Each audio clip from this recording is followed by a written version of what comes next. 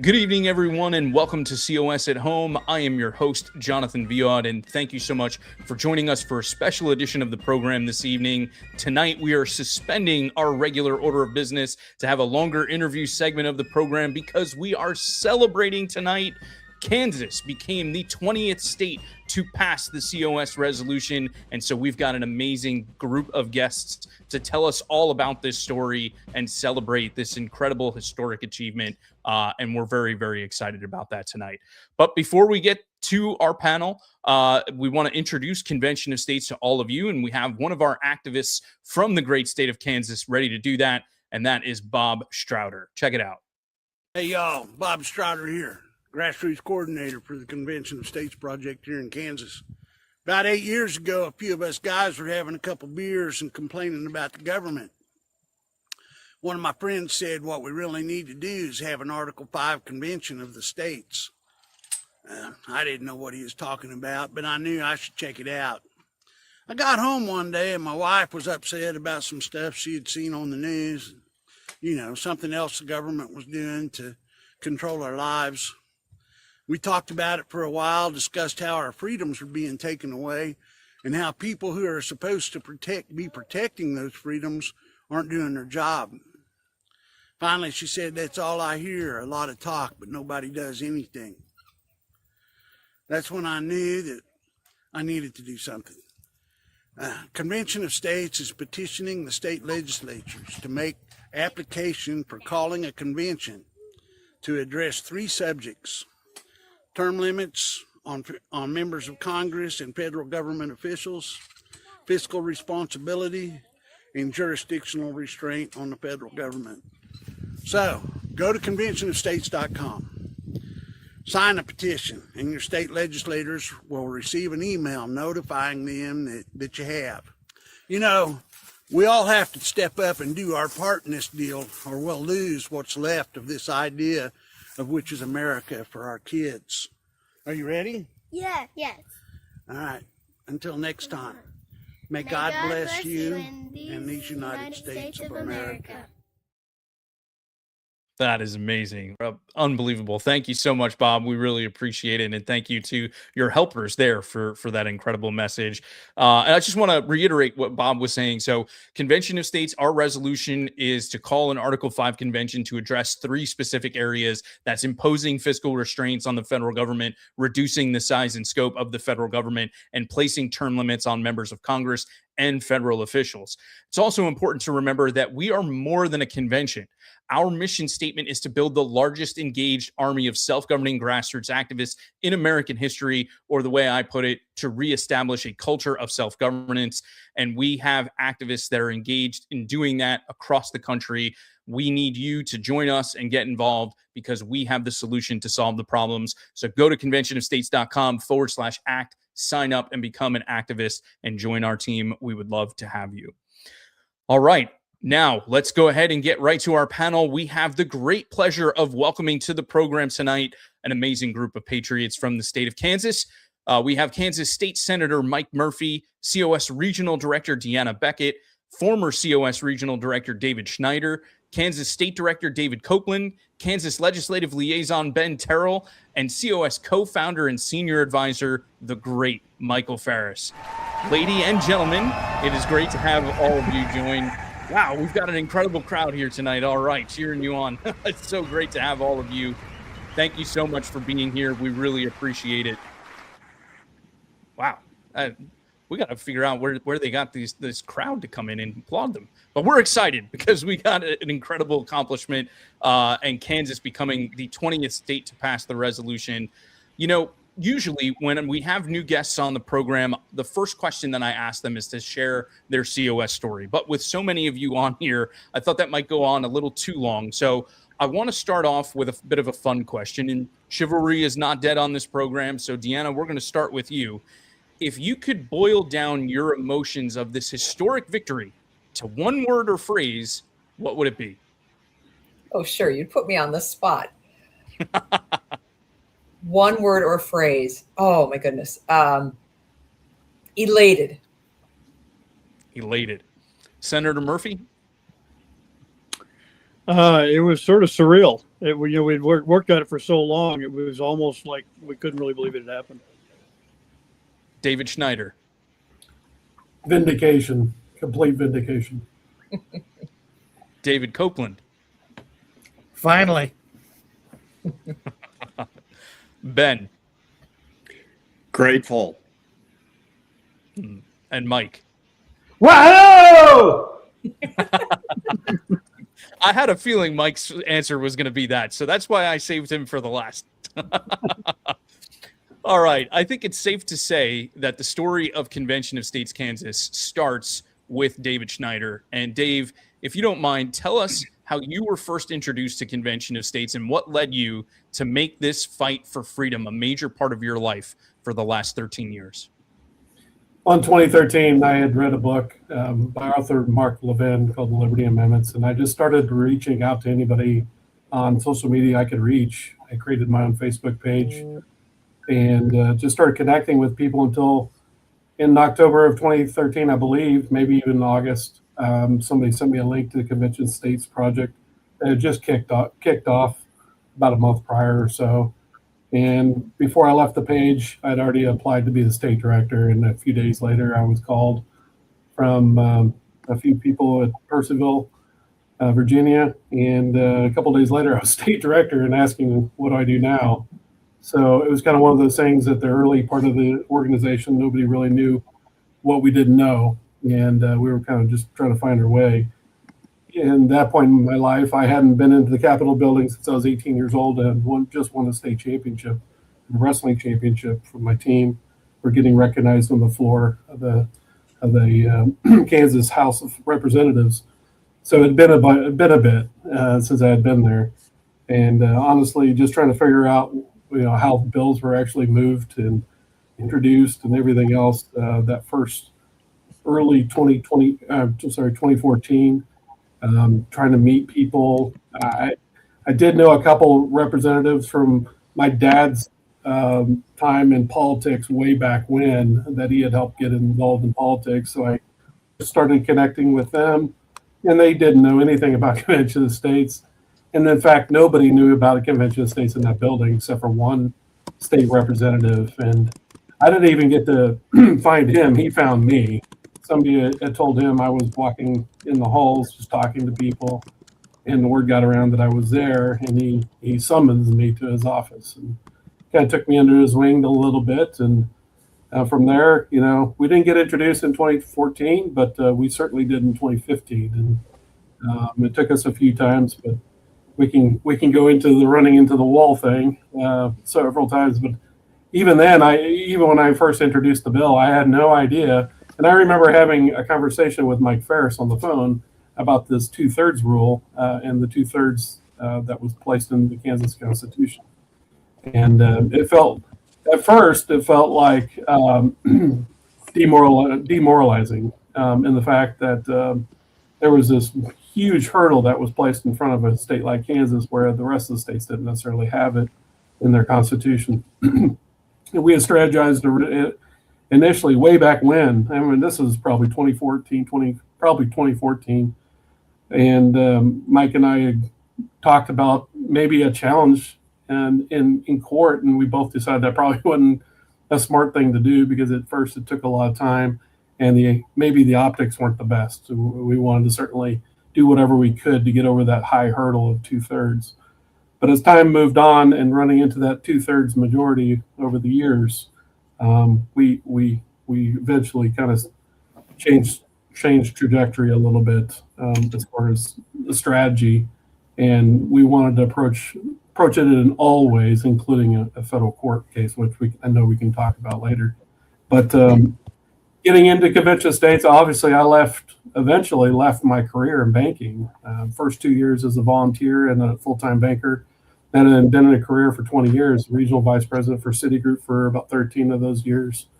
But I walked away and became a regional director for the organization for about 10 years. So I've dedicated the last 13 years essentially.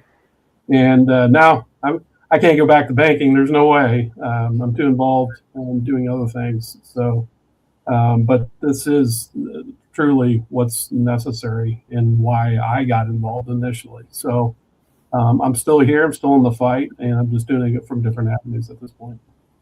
And we really appreciate it, Dave. You've done some incredible work for Convention of States, and the work you did as a regional director was also just amazing. And we're grateful that you continue to keep in the fight.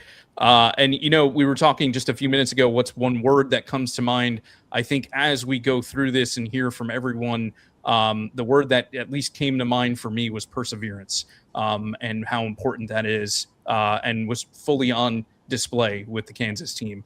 Senator Murphy, it's my understanding that you actually began your story with Convention of States as a volunteer. You were a district captain in our Kansas team, and that path ultimately led you to running for the legislature.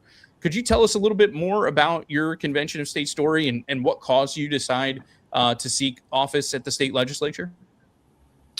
Well, it was kind of interesting, actually. When I first met Dave, it was our meeting was set up. I'd heard about the COS and thought how horrible of an idea it was, and so I met with Dave to convince him that it wasn't a good idea. But I had to do my research, of course, before, so I could argue appropriately. And my research told me that no, I was the one that was wrong. And so by the time I met him, I volunteered to be a captain, and over that time. Whenever it came up for a vote, actually, my representative and my senator both voted for it, so I guess I was effective. My trip into the legislature, actually, my wife is the one that pushed me into that. She says we need people in there who are godly people and good conservatives, and she says you're my pick. And I think she's trying to get me out of the house, but anyway. I decided to run for representative. Actually, ran for representative first, served 2 terms of that, and then moved over to the Senate. Ran for that in 24, and so 25 was my first year in the Senate. I'm curious. I'm going to put you on the spot here a little bit, Senator Murphy. Do you remember what specifically, when you were researching this, when that light bulb moment came on? If there was one particular piece of evidence or something that changed you from being against it to being in favor? I think it was just like going back and kind of reading the Constitution and studying it. I think it was basically that. I did do a little bit of reading on some of the the founders and the writings and stuff like that, and it was just like I said, it was just sort of evident. I was sort of like a lot of people, I was generally conservative and generally involved, but I didn't have a lot of deep knowledge of a lot of stuff, and so I kind of went with my gut feeling. And my gut feeling on that is normally pretty good, but that one, it was a little off. Well, I think, I appreciate you admitting that you were wrong and you went back and you took a look at things, and, that's a sign of humility. And to me, that's exactly what is needed amongst a lot of state legislators. And I also think you bring up a great point that so many times when we're looking at history, we read books written by somebody about something, and we rarely go back to the source material. And to me, when it comes to important issues like this, that's what we need to do. We need to go back. We need to read the Constitution, read the Federalist Papers. And I think if you honestly do that, you'll walk away with a much different perspective, as you did. So thank you so much, Senator Murphy. We really appreciate you being in the fight and sharing your story. Mike Farris, one of the amazing things about this organization is also one of the challenges we face, and that is that we're a nationwide effort. I think it's incredible because we are able to build a movement within every state of the nation and redevelop a culture of self-governance, but it's also a challenge because each state has unique obstacles and our resources are stretched across all 50 states. What made Kansas unique was a provision in their state constitution. Could you share with our audience more about that rule and what it did to stymie our efforts to pass the resolution?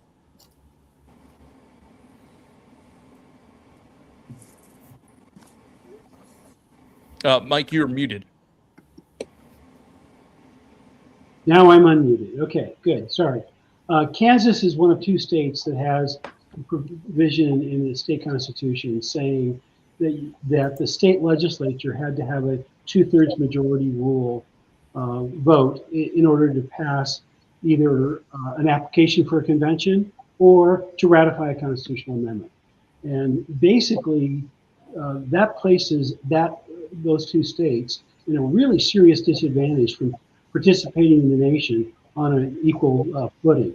And so it's already hard enough to get 2/3 of the states to call for a convention or 3/4 of the states to ratify a convention.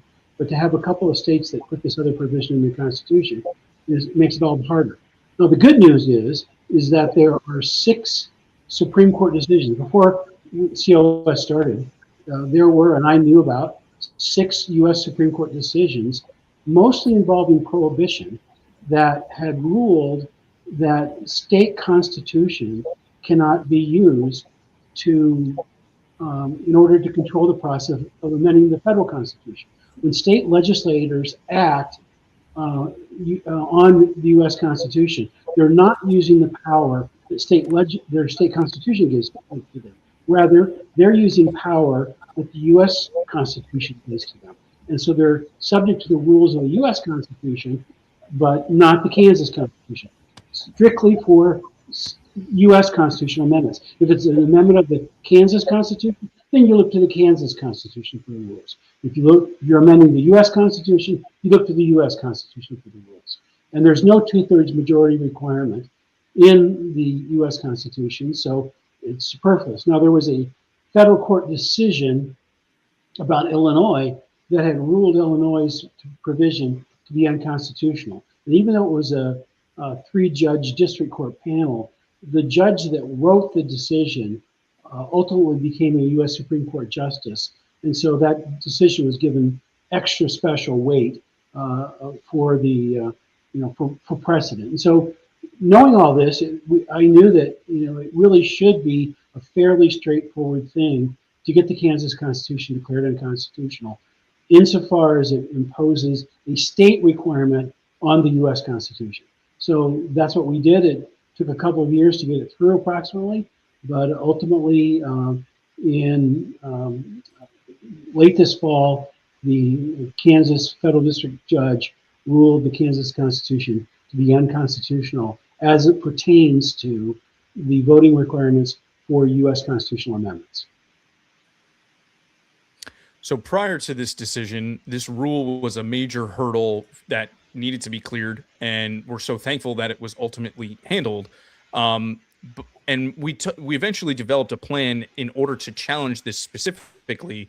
But before we get to that, Ben and David Copeland, I'd like for you to share with our audience what your strategy looked like to build support with such a large contingent of legislators, right? So before we went after this rule, we did try to meet that threshold, right? And so 2/3 of the Kansas Senate, that's 27 votes, and 2/3 of the Kansas House is 84 votes, if I did my math correctly. So that means we needed about 111 legislators in total to support this resolution.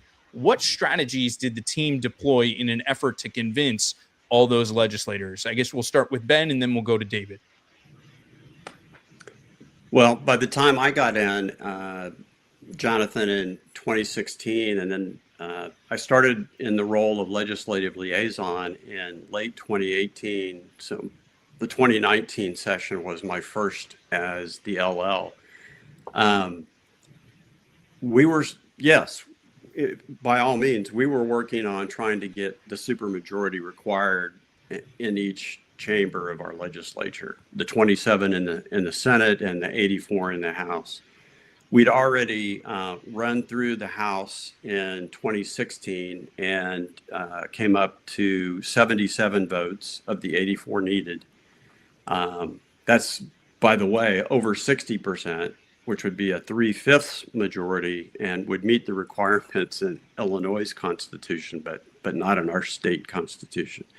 So, and in 2018, we had run through the Senate and got 22 votes. So that was also a simple majority out of 40.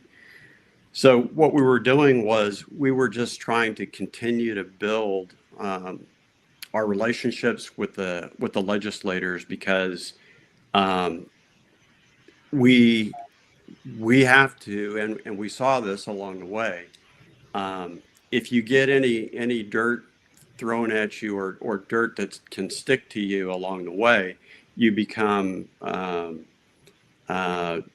you lose trust, and trust is the currency that we have to win our state legislatures over.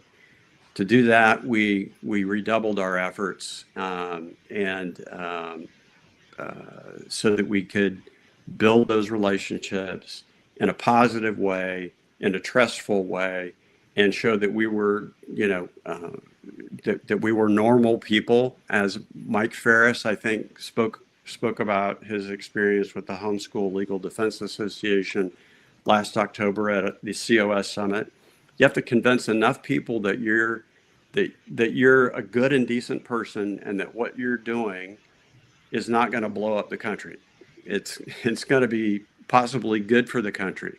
And so that was the way we pursued our strategy, one by one, with new legislators and in winning over old ones. So, Yeah, I would say Ben did a great job working the halls in Topeka. At the same time, we had tens of thousands of people who signed the petition, and people we would run into all the time and say, when is this going to happen? I've signed this, and when's it going to happen? And of course, we had to stay positive and say, well, we're working on it. One of the things that'll help us work on it is if you can help us get more people to sign the petition. Ben was working on the margin, the folks in Topeka that weren't convinced or were opposed. Some were on the fence, and Ben and Dave worked that pretty well. We also had our people from each district, our captains and volunteers, going up to Topeka as constituents and working with them. At the same time, we had to build our numbers to build a critical mass. And I think when we would look at, we always had a fresh whip count. We knew who was with us and who was against us, and we had to look at the math and look at where we were and realize that, we're going to need an election change. People are going to have to leave. Certain people are not going to change their mind, and so they're going to either have to retire or get voted out. And, that happened in the Senate. We saw that happen in the Senate. It was, after the election in 24, the next day we started looking at that list and said, you know what, we can go have a vote next year. And because everybody, we just like flipped 4 or 5 votes, and all of a sudden we were right there. But we didn't get it in the House, and we already had we had the lawsuit working. So we just stay the course. Let's build the grassroots. Let's focus on that grassroots mission, and see what happens. And it turned out well. It turned out well indeed. So as I mentioned before, and Dave, I think you were alluding to it a little bit as well. Ultimately, we concluded we really needed to confront that rule head on in court. Of course, it's easy to say, but executing it, not so simple. So Dave Schneider, if you would, tell us a little bit about the plan that was developed and what Article 5 Day looked like in the state legislature in 2023.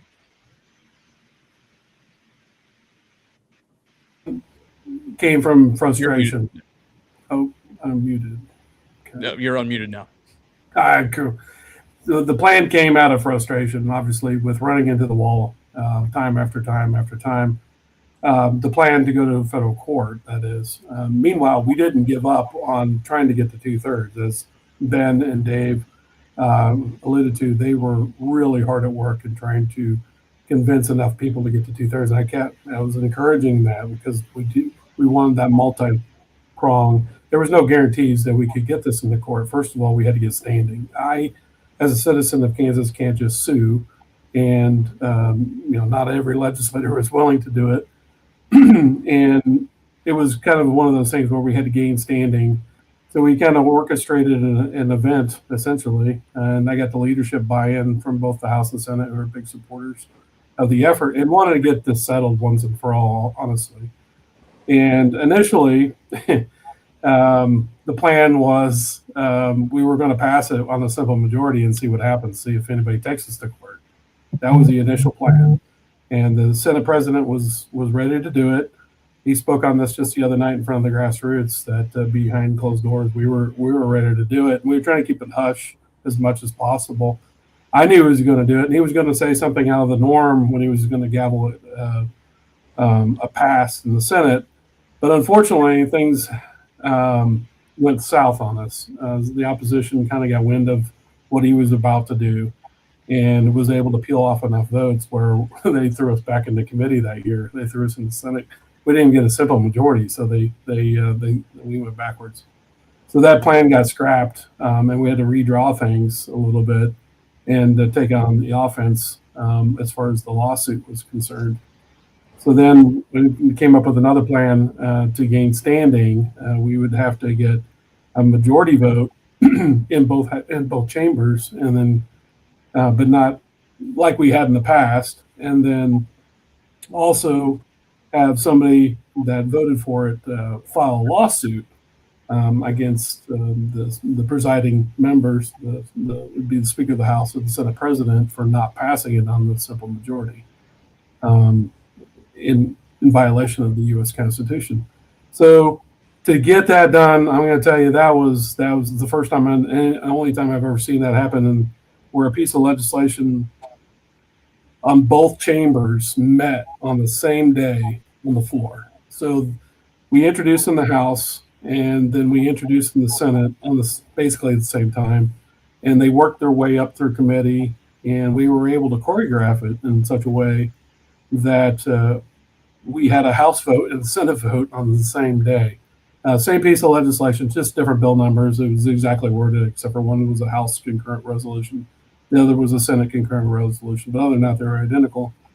And we went from one vote in one chamber, and then a couple hours later, we were in the other chamber.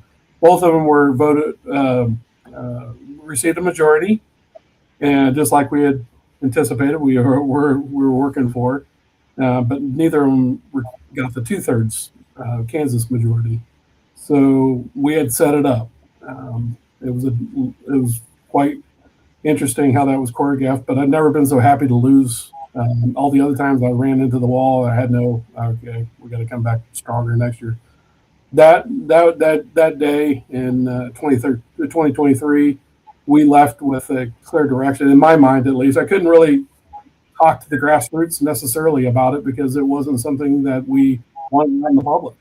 It was something that we had just set up. A kind of defeated mindset was still there in the grassroots, so we had to keep the positivity up, and got to credit Ben and especially Dave Copeland for making that happen in the grassroots with all the activities that they're doing on the weekly, monthly basis, really keeping the morale up in the troops while this other plan is being hatched and harvested in the legislature, or I'm sorry, in the courts. But even then, when we got that majority vote in 2023, it wasn't until late 2023 we got it finally in the courts. I think in December we finally were able to get the plaintiffs in the right spot and make the and certainly Mike Farris could talk more about that, but as he was legal counsel and handled that part of it. But yes, I set the table, and then Mike kind of took it from there in court, and then we patiently waited for a year and a half for that ruling to happen. So talk about hoping and knowing with a lot of certainty what the outcome is going to be, but just waiting with bated breath, knowing that we had already passed the Senate this last year with a 2/3 majority, but we still needed a little extra help to get through the House, and just kind of waiting for that to happen. So it was fun putting together and watching it go. And we had to be careful not to move too fast this last session, and get ahead of that court case. There was some, I know there was another Article 5 effort, the term limits effort, that tried to get through the House, and they weren't they weren't going to wait for our court ruling, and they failed. They ran up against that 2/3 majority and lost. And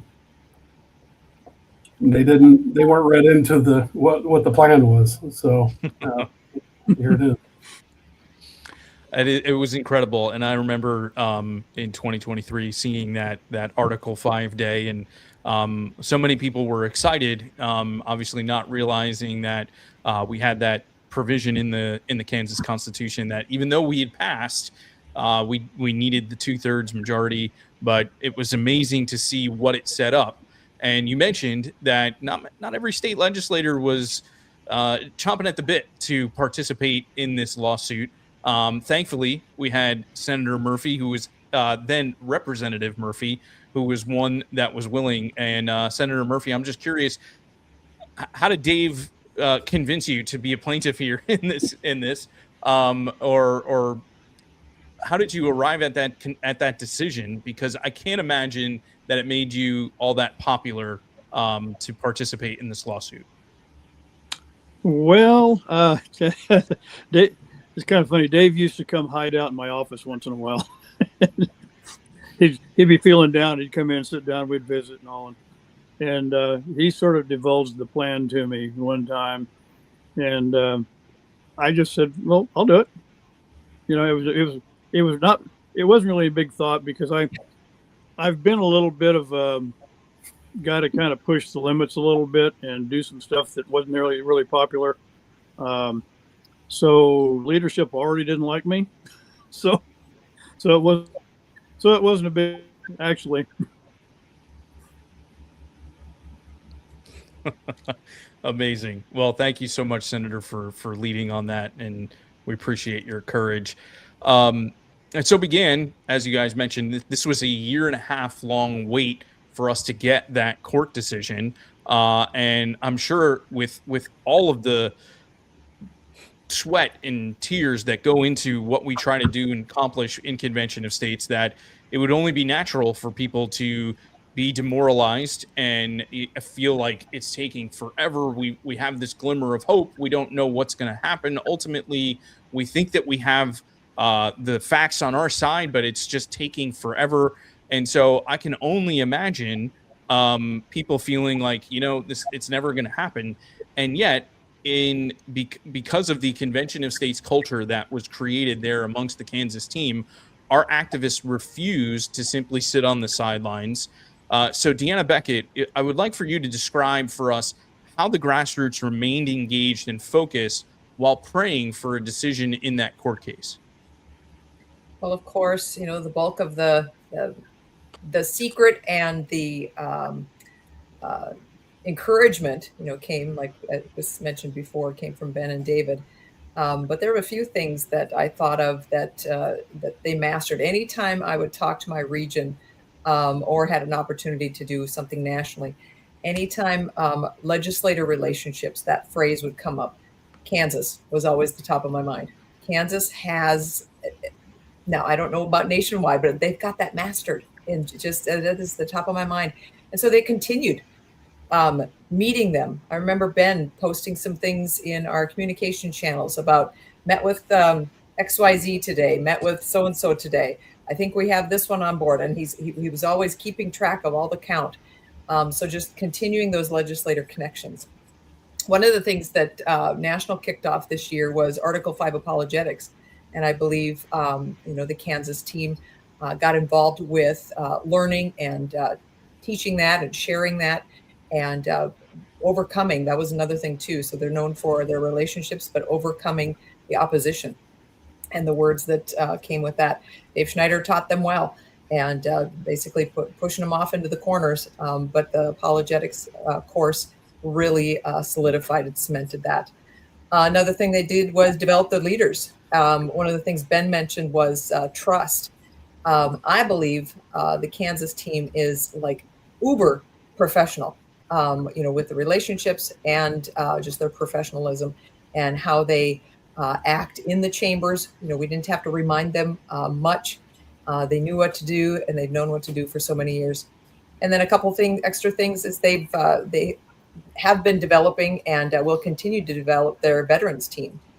And one of the things that I really liked when the lawsuit was presented is David and Ben and the team acted as if they were a past state. They claimed number 20 2 years ago, and they walked in that and talked in it, and they acted as if they were a past state. And with that, with all the work and continued doing fairs, events, activities, tabling events, wherever they could get more petitions, they surpassed the 50,000 mark, and they actually hit 51,000. So they're just over 51,000 petitions that were signed in the state of Kansas.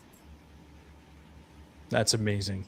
Truly, truly amazing. And, I used to joke when talking with my grassroots activists, I'd say we have 19 states that have passed, but there's an asterisk there because Kansas passed. We just didn't have it official. But ultimately, after that 1.5 year wait, the decision came down towards the end of last year.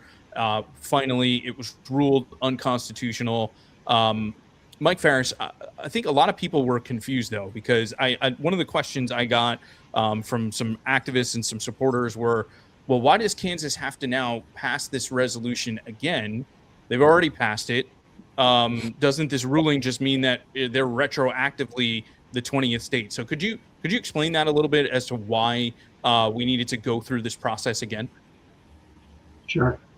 The basic rule of any law passing a legislature is the same exact piece of legislation, same bill number, same everything, has to pass in both houses. And so if you have bill number 1 in the Senate Bill 1 and House Bill 2, and they are identical and they both pass, you haven't passed the law. One of the chambers has to take the other one's bill and pass the other House bill. The Senate has to take the House bill, for example, and pass the House bill, so that both houses pass exactly the same legislation. And so Kansas hadn't done that. They had passed virtually identical measures, but it was not the same exact bill with the same bill number. So it hadn't passed. And until you could get a ruling from the chair that the bill had passed, we couldn't send it to the other house. We would have catch-22. We couldn't get both houses to pass it because the chair would get to the, after simple majority proved it, they would rule it failed for lack of a 2/3 majority. So there was nothing you could send to the Senate. So the only way we could make it viable to get it into both houses and get it passed by the same exact piece of legislation is to get the 2/3 majority rule out of the way. That makes a lot of sense. And really, this was a major hurdle that we were able to clear thanks to you, Mr. Farris, and this excellent plan that we were able to put to use and ultimately get that standing. And so the roadblock was finally removed. Our path to becoming state number 20 was clear. Ben Terrell, could you tell us what the strategy for the grassroots was heading into this legislative session, knowing that it was right there in front of us? We had already passed, actually, just to make sure everyone was aware, we passed the Senate last February with 2/3 majority. So it was, I believe, 29-11 that we had passed last year. So all we needed to do was get through the House. So what was the focus, and how did we go about making sure that we didn't lose any support going into this year? Well, that was a great success, as David Copeland described. After the 24 elections, in which all 165 members were either up for re-election or were new, the efforts of our Senate president and to get enough people on board in his chamber in the Senate, which included Senator Murphy, succeeded. Many of us, you talk about the program. The program began after the passage in 2023 that was deemed in both chambers not to have passed. And we went to court in December of 23. We didn't get a ruling until November 5th of 2025. So it was really almost 2 years. And so in the meantime, we had these intervening elections in 24. We, like David Copeland said, we looked at the whip sheet after election and our conversations with the candidates through COS surveying and on the ground in their districts. Many of us were active in campaigns, and so we knew where people were after the election, and we knew it looked pretty good for us to get 27 in the Senate. So we proceeded, as David Copeland said, with that vote in the Senate. So that's the piece of legislation that we took to the House this year. In Kansas, we have a biennial legislative session. So what starts in 2025 can carry over to 2026. So we took that past piece of legislation, you're right, 29 to 11. So we got 2 more than the 27 needed. And we were working all the time this year. Last year, 2025, we were working all the time to try and get 84 or a couple more. We were really working for 87 in the House. And, we did win some people over, but we were still short. My whip sheet said 80 when we went in, and that's what we ended up with. So you can see we really needed that court case, and when it came down in the afternoon on November 5th, it was unreal. It was amazing. So knew that we could now, after all that work, we had passed as Deanna said, the 50,000 petition mark in September, right around during the state fair, which is our biggest petition event each year. So that was a huge deal. And everybody in the grassroots was just really motivated. They were not downtrodden or like, this is taking too long at this stage. They were like, what other events can we run to get more petitions so that we can actually pass this thing in the House this year, and with 84 votes, if that's what's needed. I just have never seen a year of more willing grassroots activity. Really, guys and gals doing state fairs and county fairs that had never been done before. I mean, the state fair, no, that had always been done. And we were always doing county fairs, but there were counties that we went into to go after particular representatives in the House. David Copeland led that in one of our counties. Some of our volunteers in Wichita led that in another county. Our regional captain here in the Kansas City area was very active in all the counties around here. It was just a real busy year for us, and it paid off. So it paid off indeed, and that is, what you're describing is amazing, because it sounds like even though the odds were stacked against us, this galvanized the team there in Kansas, and we got more participation because of it, and we got people that were willing to go out and participate in affairs that we had never done before. Yes. And that all helped us to ultimately get to January 22nd of this year, Kansas officially becoming the 20th state to pass the Convention of States resolution. David Schneider, you described earlier being there for the first time since you had won a championship in basketball, and walking through the halls and trying to learn the ropes. And here we are now 12 years later. I think you said 2014 was the first time you were in there. And tell us, what was the emotion like in the Capitol that day to finally see the resolution come across the finish line? Well, Mike Farris said it best. Woo!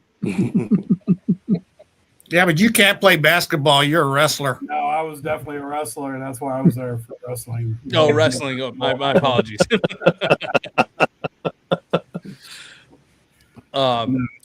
Mike. As I mentioned earlier, vindication. Obviously, I've been preaching about the legislation for some time. And I can't go anywhere and talk to any of these political guys without them bringing up convention of states. It's kind of what I'm known for here in the state of Kansas. And we talked about the 2024 election being huge in the Senate. Well, I ran in that election as well, and a lot of those guys that won, I was talking to every single day. And I'm not those guys. A lot of them moved over, like Murphy moved over from the House to the Senate, so we had already got him mostly in the House.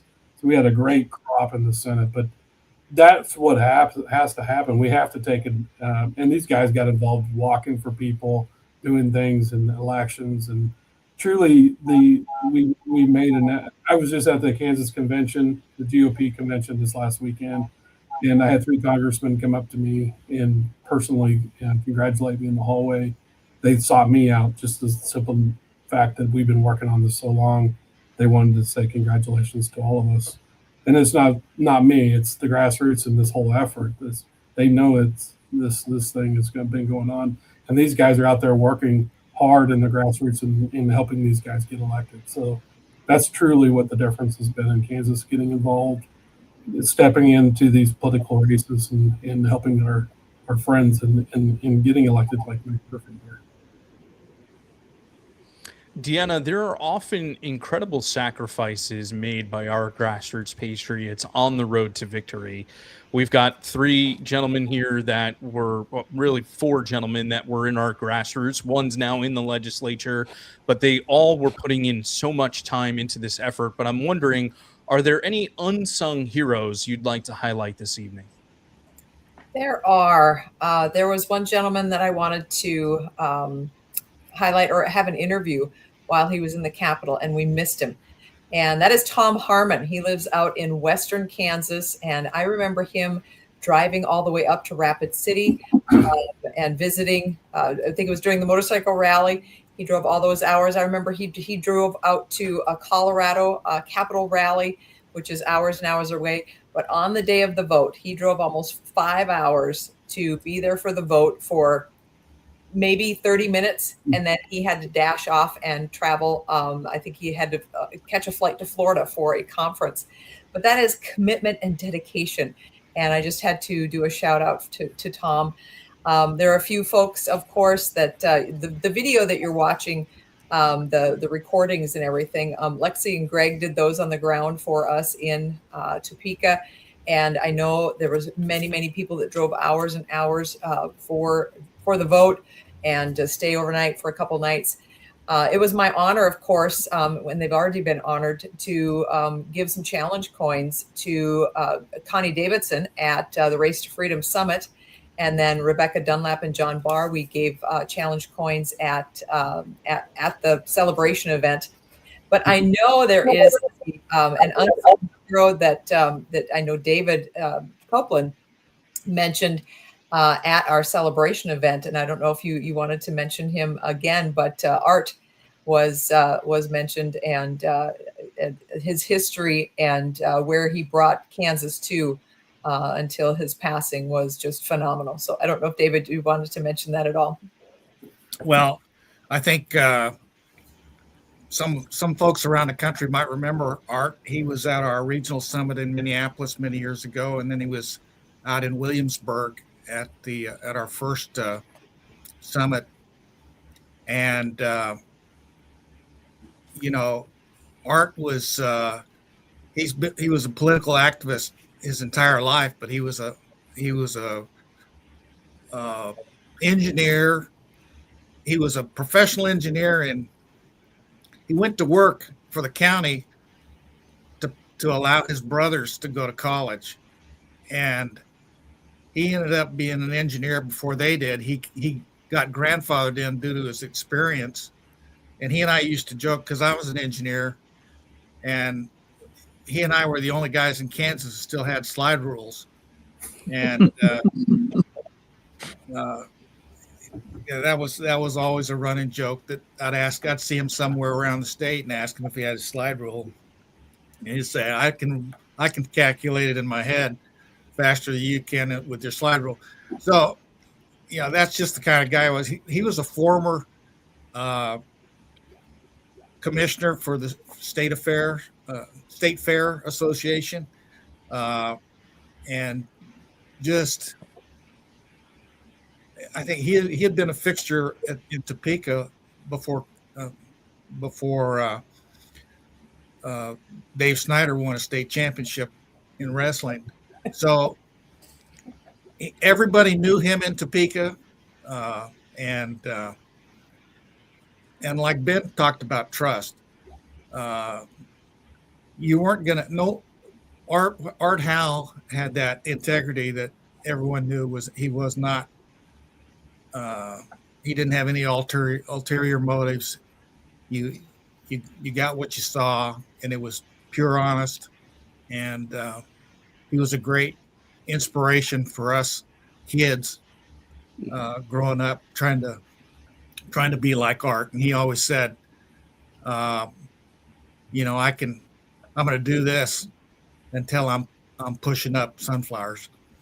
And that's where he is. But right up to the end, he says, I'm in this until I'm dead. And I know he's rejoicing now, and has been for a couple of weeks. Amen. Went out with his boots on.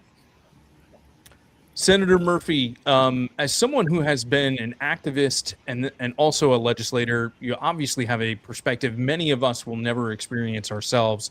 Do you have any advice for other grassroots activists, either on how to speak with legislators or what to do if they are considering a run for office? Oh boy.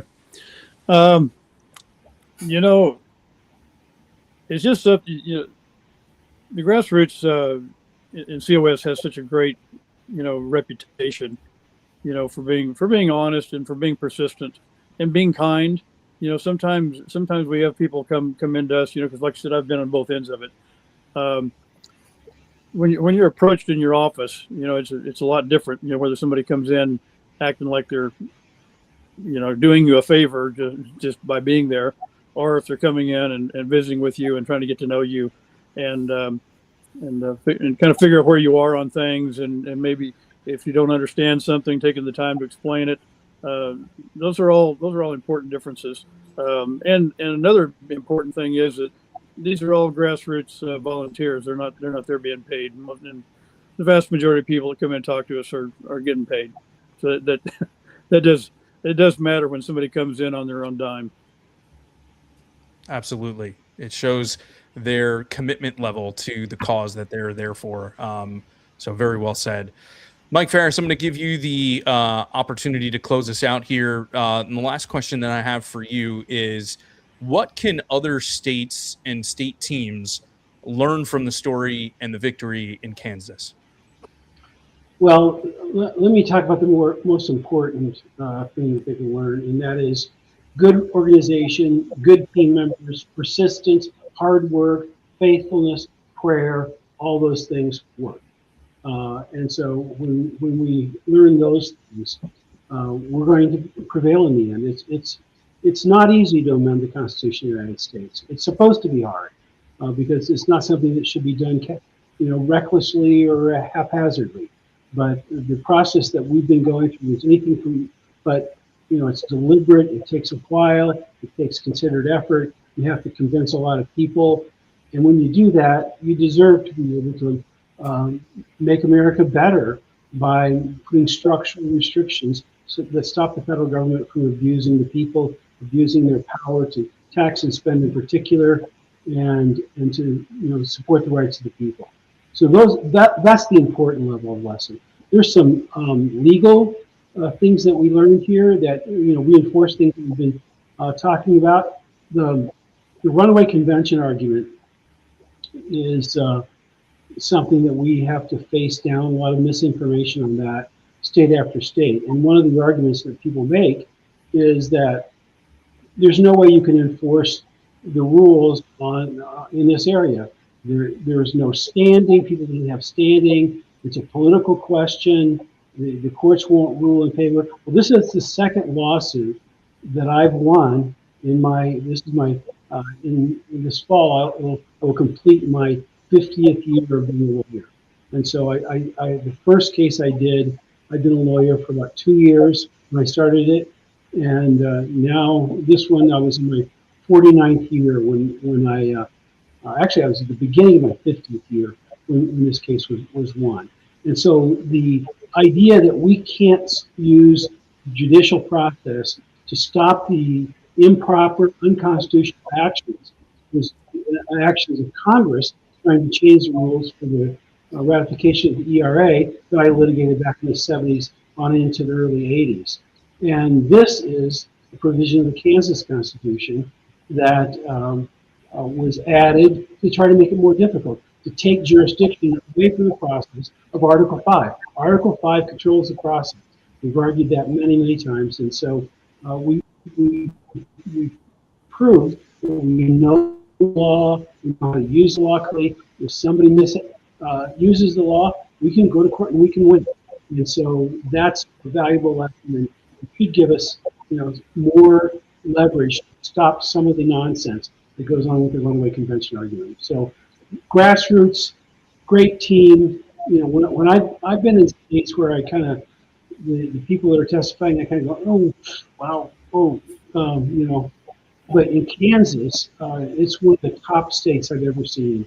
The people are prepared, they're disciplined, they're professional in their appearance, even though they're just regular folks, but they come across as sincere, prepared, regular people. And that's what's convincing to state legislators, is people that take the time, they're normal people, they are business guys, they're workers, they're farmers, they're shopkeepers, they're moms or dads.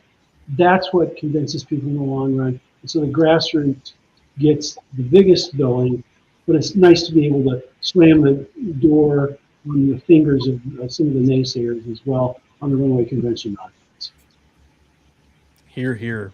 Thank you so much, sir. And thank you to all of you. And Senator Murphy also sent me a note here. It seems like the legislature is in the process of removing that 2/3 clause from the Constitution. So it's been declared unconstitutional. Now we're trying to get it out of there so that this way there's no confusion and no other issues moving forward, which is awesome. So thank you so much for that, Senator Murphy. And thank you to all of you, Deanna, Dave, Ben, Senator Murphy, Mike, Farris. It's an honor for me to be able to talk with such amazing patriots like you. I'm so glad we had the opportunity to really celebrate Kansas here tonight. Thank you for your perseverance, your hard work, your faith, your commitment to this cause. We're so grateful for you. And I'll add a woohoo for Kansas. And congratulations to all of you on this incredible victory. Thanks so much. Thank you, Jonathan. Thank you all so much. God bless. Well, that was the story of Kansas, and that is just incredible patriots and activists that we have in that state. I hope you enjoyed that conversation as much as I did. We also have some words from Mark Meckler, who was on the ground there in Kansas when we passed this resolution on January 22nd. And so I'm going to turn it over to Mark here for a few words. Hey guys, Mark Meckler here. That is the historic Kansas Capitol over my shoulder. It's a beautiful day. It's an exciting day because Kansas just became the 20th state to pass the Convention of States resolution. I know there's a lot more coming this year and following on, but in order to get it done, I need to have you do it. You need to be engaged. It's not up to me, it's up to all of us working together. I'll work with you. I'll come to your state, wherever you are, and be involved so that I can celebrate with you like I'm celebrating right now with the folks in Kansas for becoming state number 20. You do that. You do your part by going to conventionofstates.com/act. Conventionofstates.com/act. Sign up today, get involved, and let's make your state next. Fantastic. And he means it, folks. He will be on the ground with you to celebrate.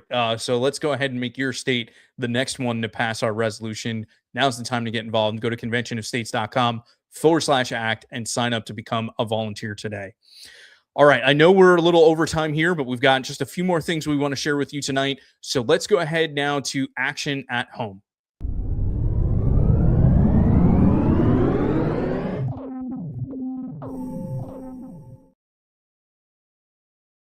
In case you have not heard, Kansas passed our resolution, becoming state number 20 to pass the resolution. So we are now closer than ever before to the 34 states required to call an Article 5 convention as we work to reign in Washington, D.C. And you can help us celebrate this victory and keep the fight moving forward by visiting conventionofstates.com/20Kansas.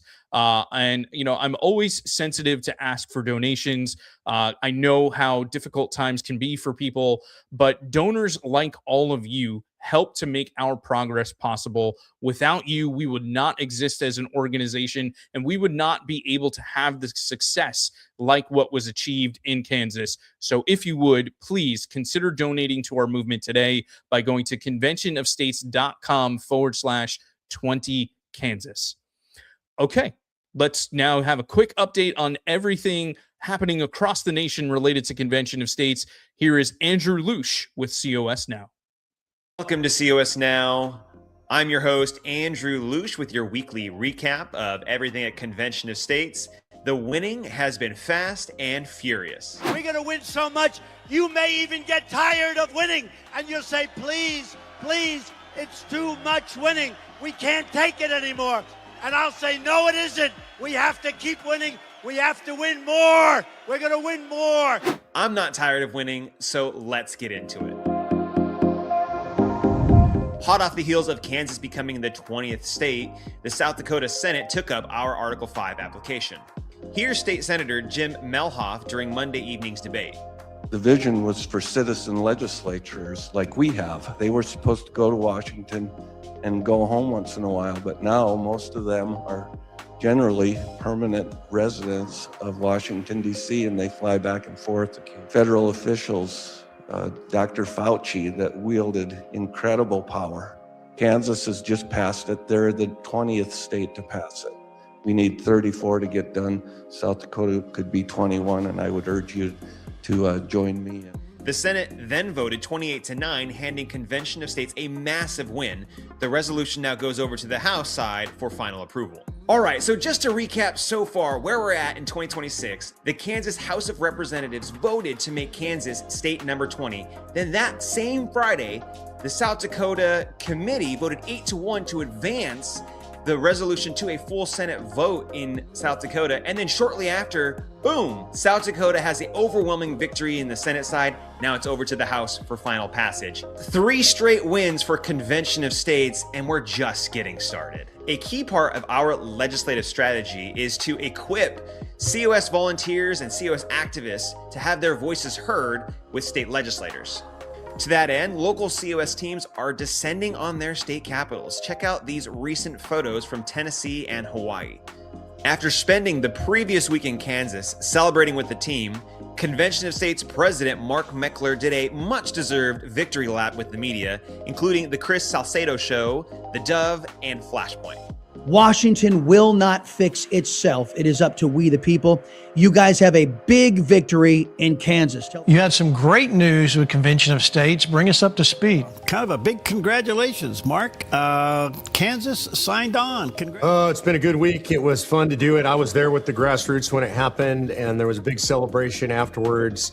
But that's not it. I mean, we passed Kansas. I'm excited. That's state number 20. Obviously, 20 is a big hallmark to cross that threshold. And you have been laser focused on fixing what is wrong with America's government and restoring America's government. And God's blessings to you, my friend. Mark Meckler, everybody. Convention of States. You can catch more from Mark Meckler in his Battle Cry broadcast Sundays at 8 p.m. Eastern Time.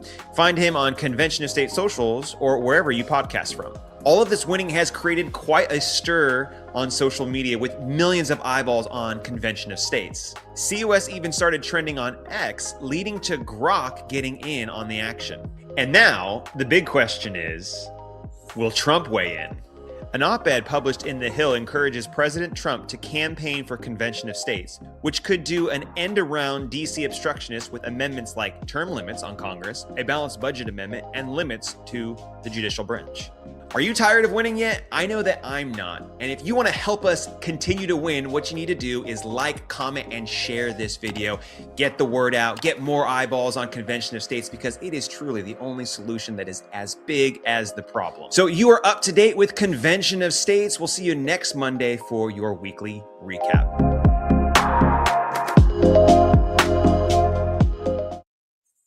Thank you so much, Andrew. It is truly exciting to see everything that is going on across the nation. Frankly, it's inspiring, and it makes me want to get more involved and do even more. And I hope you feel the same way. And you know, as I watch all of that and swell with pride for everything that we are accomplishing, it also just underscores the commitment and dedication shown by our grassroots activists across the nation. And before we close out tonight, I want to take a moment to celebrate activism of the past. 10 years ago today, the great state of Tennessee, the volunteer state, passed the COS resolution, becoming past state number 5. Producer G has a short video to take us back to February 2016. It's time for the states to take some action that is actually afforded to us in the Constitution. But we're stepping back into the role that the founders originally intended for us to be in, which is that this is a nation that is the United States. I'm an American, and that's why I'm here today, because I believe in the Convention of States.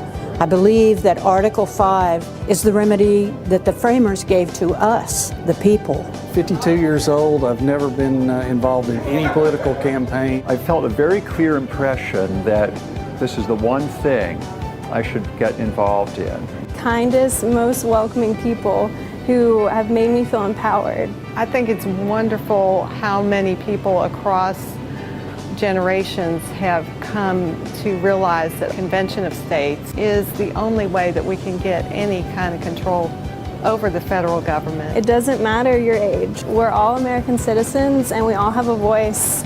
And that's why the Convention of States is so awesome, because it's for we the people. So this is going on all over the country, but Tennessee is leading the way. And I'm very excited that Tennessee is the first this year to pass their resolution on behalf of the Convention of States. This is real momentum. It's only going to get better if the light of freedom starts to shine brightly again. I believe that we're making history. We have a voice, and we should raise our voice. Now is the time. This is the solution as big as the problem. It answers the question, the most important question facing Americans today: who decides? The answer is folks in Tennessee, folks at home in your state, not Washington, D.C. So if you're not involved, get involved at conventionofstates.com. Do it because America matters to you and her future matters to you. I love it. That is inspirational. Happy anniversary to our Tennessee team. You know, ladies and gentlemen, what this demonstrates is when it comes to taking action for liberty, our activists in Convention of States lead the way. Tennessee led in 2016, a year that brought an additional 3 states across the finish line, and Kansas has led the way in 2026. Which state will be next? Will we be able to add a couple more states? South Dakota, North Carolina, Ohio, Iowa, Idaho? We're looking at you. We're hoping that this will just start an inspirational ride in 2026 to bring on more states that pass the resolution. And this is why you need to get off the sidelines, come into the fold, join us with the Convention of States movement, and take action in your state to help us move this ball forward. And this is where you want to be. This is the fight that is worth your time. And you saw it from the folks that were on tonight, and you saw it in that video with so many of our activists there in Tennessee. So, ladies and gentlemen, that brings us to the close of our show tonight. But I just want to remind you that all of our COS at Home shows are aired live on the first Wednesday of every month at 8 o'clock Eastern Time. The next show will be on Wednesday, March 4th at 8 o'clock Eastern. And my guest will be the Convention of States head muckety muck, our grand poobah, the president and CEO of Convention of States, Mark Meckler. You know, I say that, but you know, last time when we came on, I just had Mike Farris lined up to be our guest for tonight. And yet we passed the state. We were able to celebrate that. Is it possible that another state could cross the finish line and this be a different COS at home that we have planned?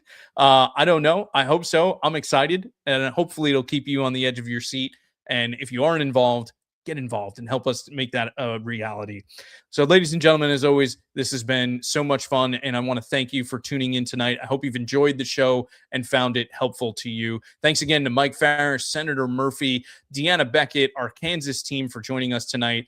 And of course, a big thank you to the legend Producer G for all the hard work he does behind the scenes, making this show possible. But the greatest thanks of all goes to each and every one of you in our Army, in our support base. We are so grateful for each and every one of you. But it's important to remember that so many times with the headlines, we may see things that discourage us. We may encounter rules and constitutions that are unconstitutional, and it may be demoralizing. But if you can learn anything from tonight's show, it's that you and I, we the people, are the solution. We just need to work hard, lock arms, persevere, and we can accomplish this and truly save our nation. So thank you again for joining us.